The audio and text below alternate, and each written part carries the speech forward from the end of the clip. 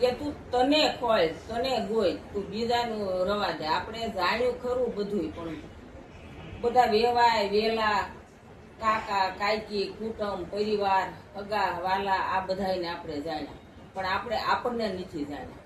તો આપણે કોણ છીએ, આપણે ક્યાંથી આવ્યા છીએ, ક્યાં જવાનું છે એ આપણને ખબર નથી. એટલે કીધું કે હંસા તારા સ્વરૂપને તું શોધશે, કે સગળા દુઃખોનો આવી જાય છે અંત. કે તારે બીજે ક્યાંય કોઈ વસ્તુ ખોળવાની નથી, તારે તારા સ્વરૂપમાં જ્યાં સોયને તારે ઠીક થવાનું છે. પણ આપણે બધી દોડ ક્યાં છે બીજે, કે આપણે ગુરુના શરણમાં ગયા છે, પણ આપણી કેટલી આપણી પૂર્વની કમાઈ છે તે આપણે સદગુરુના શરણમાં ગયા. કે આપણે સદગુરુના શરણમાં ગયા તો ત્યાંથી આપણે કાંઈ આપણને નામદાન આપ્યું તો આપણે કાંઈ એને આપી નથી દીધું, એને આપણને કાંઈ આપી નથી દીધું. આપણું જે કચરામાં દબાઈ ગયેલું હતું એ આપણને નરાળું કરી અને આંગળી મૂકી અને આપણને સીધ્યું કે આ તું સો, તારા સિવાય બીજું કોઈ નથી. અને ભક્તિ કે હાવ હેલી છે, પણ હેલી કોને છે, કે જેને સમજાણું જેને પરિપૂર્ણ જ્ઞાન થયું છે એને હેલી છે. બીજાને તો બહુ અઘરી છે, આપણી જવાન બધાને અઘરી છે. એટલે કે આ પ્રીત સદગુરુ આરે કરવાની છે. કીધું ને કે સાચી પ્રીત તો સેવાય કી, કે પાણી સંઘે સુકાય, હે કે વૃક્ષ વેલી સાચી પ્રીત તો સેવાય કી પાણીની સંઘે બગલા ભક્તિ તો વિપત પડે ઉડી જાય. કે સાચી પ્રીત તો સેવાય કી પાણીની સંઘે સુકાય. કે એની કેવી પ્રીત કરી, કે પાણી સુકાઈ ગયું પછી એ સુકાણી. અને આપણે તો એક મહિને કે વર્ષે કે 2 મહિને એક ફેર ગુરુના શરણમાં જઈ આવીએ એટલે પૂરું થઈ ગયું, મારે હવે કાંઈ કરવા પણ નથી.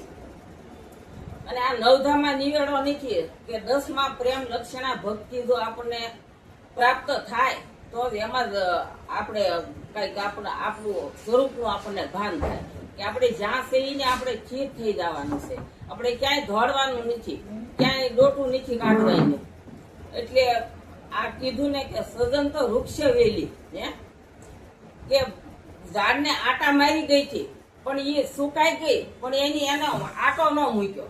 એમ આપણે છેલ્લા સાસા વિધિનો આ ખેલ છે, કે છેલ્લા શ્વાસ વિધિ આપણે એને સદગુરુને નીચે છોડવાના.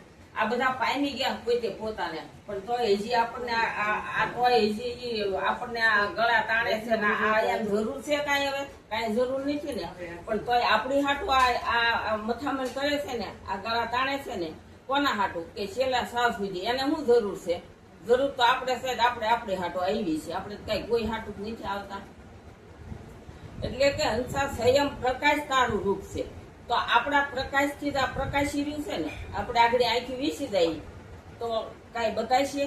હે આમાંથી કોઈ વસ્તુ કાઢી નથી લીધી, એના પ્રકાશથી જ આપણે આ પ્રકાશિત છે. સૂર્ય ચંદ્ર નવલખ તારા બ્રહ્મા વિષ્ણુ મહેશ બધું જે કોઈ એના પ્રકાશથી આપણે આ પ્રકાશી રહ્યા છીએ. આંખું તો આપણે મળદા નહીં તેને કાંઈ કાઢી નથી લેતા, પણ મળદું પીસ કાંઈ ભાળશી? મળદાથી મેં બટકું મોઢામાં કાંઈક દેશો પાણી ઘૂંટડો પીશે, હે કાંઈ કાઢી લીધું? સાંભળશે મળદું, કાંઈ લેતી દેતી કરશે, હાથ હલાવશે, હે પણ મળદાને આ બધું છે. પણ આ એનો પ્રકાશ પાછળ જોનારો કોક હશે તો જ આ બધું આપણે જોઈ શકતા હશું ને, બોલી શકતા હશું ને, આ લેતી દેતી કરી શકતા હશું ને, હે એટલે આને ઓળખવાનો છે. કે આ તો કહેતા નથી કે 9 લેખી કોથળી જયારે બંધાય ને તે પૂરો ગાંધીડો કહેવાય.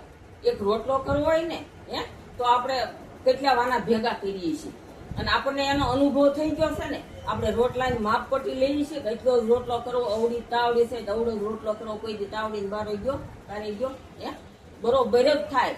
આપણને એ અનુભવ થઈ ગયો છે. આપણે દાળ ભાત બધું કરવું હોય તો એટલા માણસની એટલી જ કરવી છે, આપણને એ બધો અનુભવ થઈ ગયો છે. આ અનુભવ હા એ બધો આપણને કેવો અનુભવ થઈ ગયો છે? તો અનુભવ આ જ એ જ અનુભવ છે.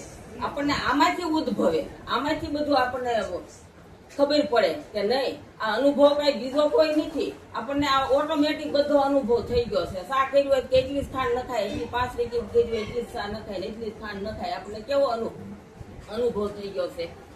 આ અનુભવ ને કઈ કોઈ શિંગડા પૂછડા નથી, આ જ અનુભવ બસ. પણ આ અનુભવ આપણને થતો નથી, બીજો બધો છે. હે આગળ આપણે અહીંથી છૂટા થાવ તો આપણે ધીરે ધીરે જઈશું, જાવું ને સીધા વૈયા જઈશું ને. આપણે કેટલું જ્ઞાન છે ને નથી, પણ લૌકિક જ્ઞાન છે, અવલૌકિક નથી. આપણા પોતાનું જ્ઞાન આપણને નથી. હવે બોલો સદગુરુ મહારાજ.